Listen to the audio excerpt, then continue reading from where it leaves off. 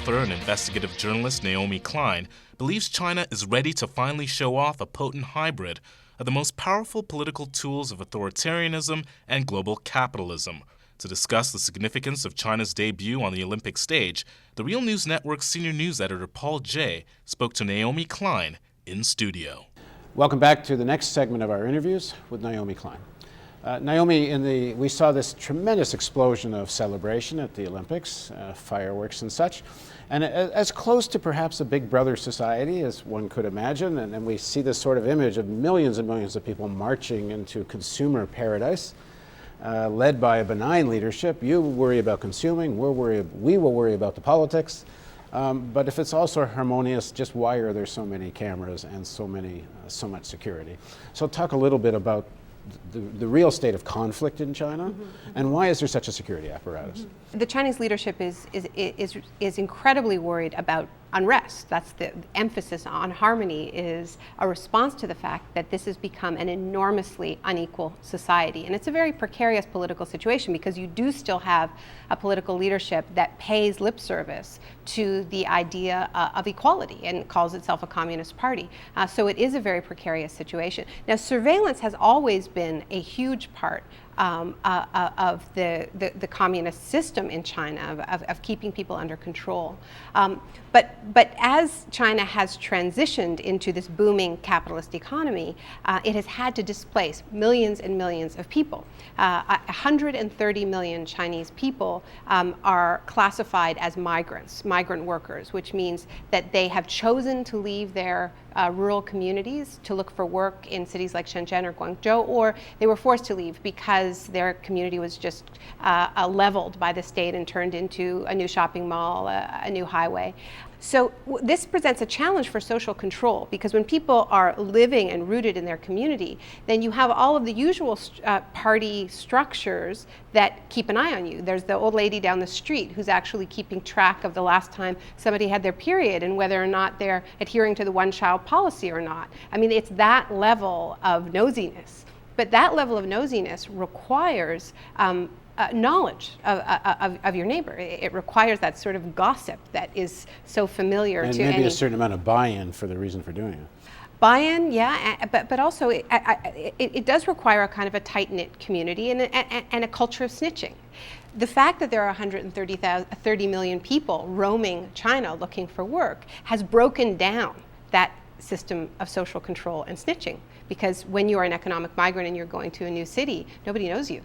Nobody can keep an eye on you. So replacing this system of snitching has been a technological upgrade where the Chinese regime has embraced all of the technologies of the so-called war on terror, like biometric identification, facial recognition software embedded in networked CCTV cameras. And all of this is very familiar because we're seeing it at Dulles Airport, we're seeing it in the streets of London, where we're seeing it with the increased use of GPS. So all of these technologies have been normalized in the post-September 11th context. And there was a regulation against American companies selling this type of police technology to China. There is a regulation after the Tiananmen Square massacre. Congress made it illegal for U.S. companies to sell police equipment or technology to China, any equipment that could be used for policing, because the police in China were seen as a repressive force, and there was no way of knowing whether you could sell them fingerprinting technology, and that could be used to fingerprint student demonstrators and send them into the gulag. So that's why the laws were on the books. What's interesting is that at the time, and this was 1990, they came up with a list of all of the possible police equipment. And that list really hasn't been kept up to date. So all of these very high-tech, sort of post 9/11 technologies are slipping in really through loopholes. It's not clear at all that it is legal, but one example, which I found when I was researching this in China recently, is that on the list you have fingerprinting technology. You cannot sell it to China. But L1, which is a very large Homeland Security contractor in the United States, has been selling to Chinese companies facial recognition software, which is the ability to make a print of someone's face and run it through surveillance cameras.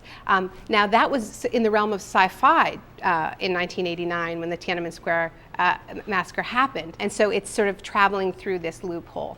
But I think it's quite deliberate that that loophole has been allowed to stay as open as it has. The Olympics has been the mother of all loopholes. And that's because in the name of Olympic security, in the name of securing the games for international VIPs like George Bush, in the name of making it safe for international athletes, in the name of fighting terrorism, all of this equipment has been flooding in with seemingly no regulation at all. I think you quote the number $12 billion spent on security. Well, this is the new disaster capitalism trough. Iraq was the trough for a while. The Department of Homeland Security has been a pretty good trough. Building Fortress Europe has been a good trough. And what I mean by public money that is just transferred to private corporations in the name of fighting an endless war on terror. And we've seen this feeding frenzy around the world. The Green Zone is sort of maybe the epicenter of this feeding frenzy. But China is the new trough, because basically what the government in Beijing has said is we will spend whatever it takes to secure our country, and we want the latest technology and the best toys. So, I interviewed an executive in Guangzhou who works for one of the big security contractors named Ebel Technology.